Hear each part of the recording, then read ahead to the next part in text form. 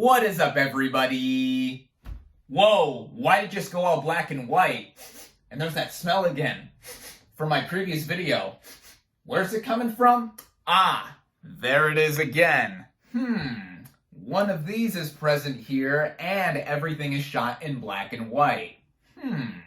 It's beginning to look like award season.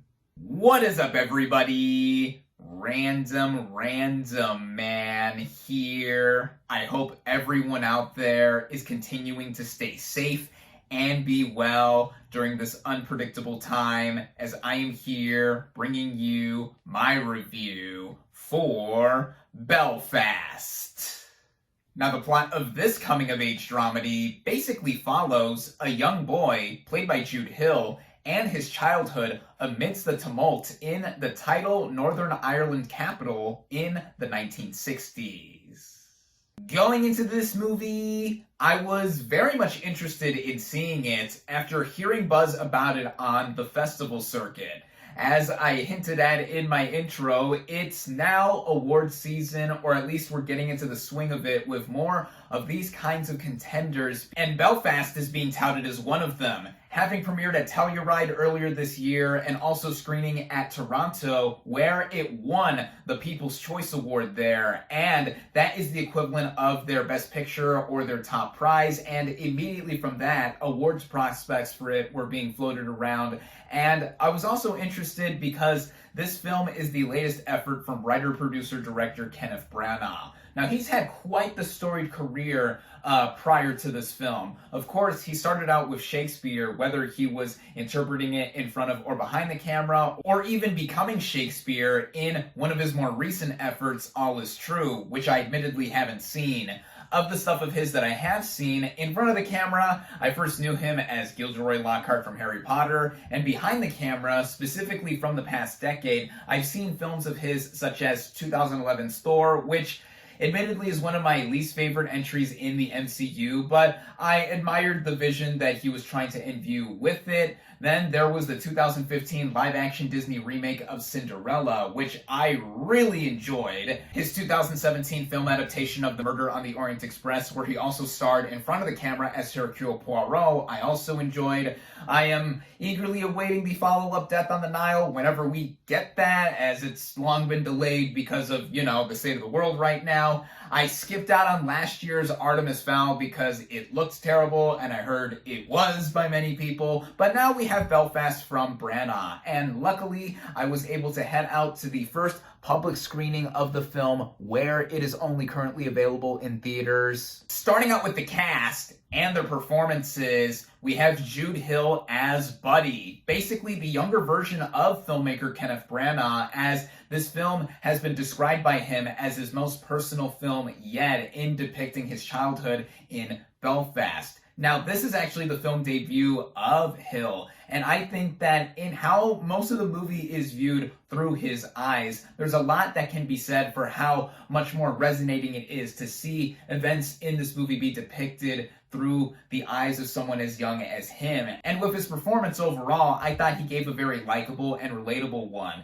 I mean, he's stuck in the middle of this very turbulent time in history while also still doing a lot of the regular things that young kids like him did whenever they are growing up. I mean, him being with his family, him also going to school, him crushing on a girl in school. I would so like to see where this kid's career goes in the near future. Then with the supporting cast, there are quite a few high-profile players playing the family of Buddy. We have Katrina Balfe as his mom, and I previously only knew her for her performance in Ford versus Ferrari, where she played the wife of Ken Miles, played by Christian Bale, and I thought she was very good for what she had to do in this film. And in Belfast, she certainly has a lot more to do here, also playing a mom here like in Ford versus Ferrari, and she is a very concerned but also very loving mother, and she herself is lovely. I think she's lovely in this film and has quite the presence to her. Then there's Jamie Dornan as Buddy's dad. And look, personally, I've never seen Dornan's past work. I think this is probably the first film of his I can recall that I've seen him in as well. So that means I haven't seen any of the 50 Shades of Grey movies, which I don't plan on doing so. But for what he does in this movie, I found him to be very charismatic while also having a bit to him. Like Balf's mom character, Dornan's dad tries to be a very loving parent and there for his family, though he occasionally has to go off out of town for work, and there's also money troubles involved in the household. And I think he holds it down in as much of a way that he can in this movie whenever there's prominence with him. And then playing the grandparents of the film, we have Ciarán Hinds and Judi Dench. Both of them are quite class acts, as I say, with a lot of veteran or older actors. Both of them had little moments that struck a chord with me and back up why these two are such talented and respected actors. So across the board, I think the performances here are great. And getting into the writing and by extension the directing by Kenneth Branagh, like I mentioned before, this has been described by him as his most personal film yet. Across a lot of what I've been seeing about this movie, some have said that this is basically the Irish Roma, which definitely turned my head in interest because I absolutely adore this film. It's not only my personal favorite movie from Alfonso Cuarón, but it was also my favorite movie from 2018 and also one of my favorite movies from the past decade. On paper, both of these movies do have their similarities in being semi-autobiographical takes on the childhoods of their filmmakers, and they were both coincidentally shot in black and white. But I think that's where the comparisons stop there. As in terms of scale, Roma had this epic sprawling scope to it. I am also biased because I am personally Mexicano, and I was just absorbed with that movie in how my culture was depicted and the artistic merit that I felt that movie had. While Belfast is a much more small and subtle film. A lot of this film takes place in the neighborhood where Buddy and his family live in, and we're also given a historical context as to what is going on as the movie transitions from its opening titles to 1969, where a riot breaks out in this neighborhood, and it is part of the Troubles, a conflict between two types of Christians, Protestants and Catholics. Me being a history nut, I knew all about this very turbulent time in history prior to seeing this movie, but that is not the main focus of this film, though it does have a looming presence across the narrative, as it is a coming-of-age dramedy, and we see a lot of the ins and outs of the days of Buddy's life and his family, to where, yeah, he goes to school, he's crushing on a girl, while also spending quality time with his family, but there's stuff happening in the background, literally, with the Troubles, and it's directly affecting his family life, and his parents are wondering what to do, among other details that are unfolding across the narrative. And I think that with how this is all handled, it's handled with a very delicate manner. Watching it all play out with Branagh giving us snapshots into his childhood and how this is a tribute to a city that he clearly holds very near and dear to his heart, the personal poignancy of this movie cannot be emphasized enough. And it also helps that the technical merits of this movie are first-rate all around.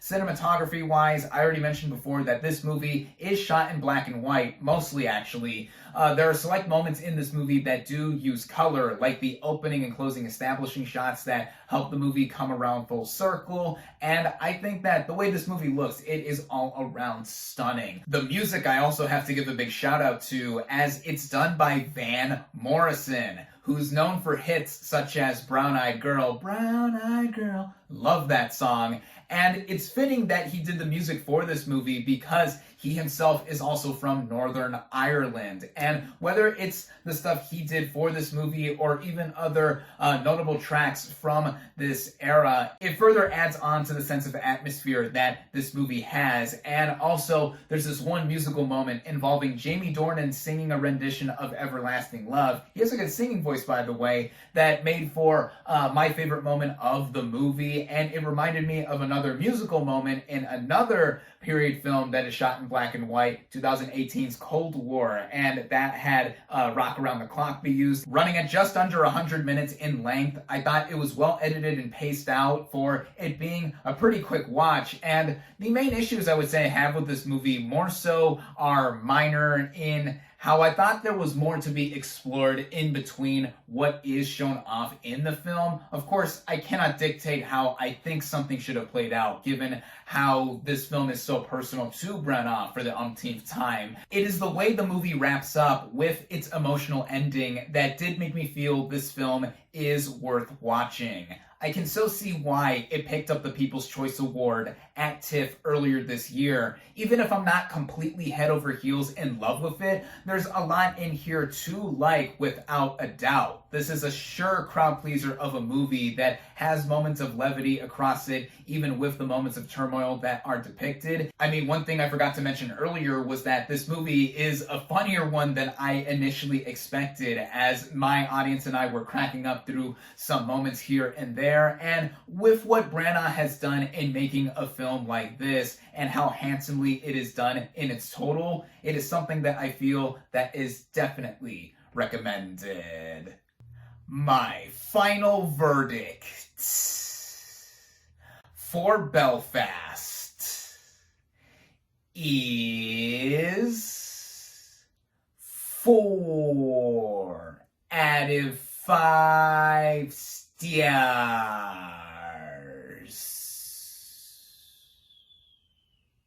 Thank you all, as always, for watching. Be sure to like this video, comment on what you thought of Belfast, social media links in the description, subscribe to my channel for more, and I'll catch you on the next movie review.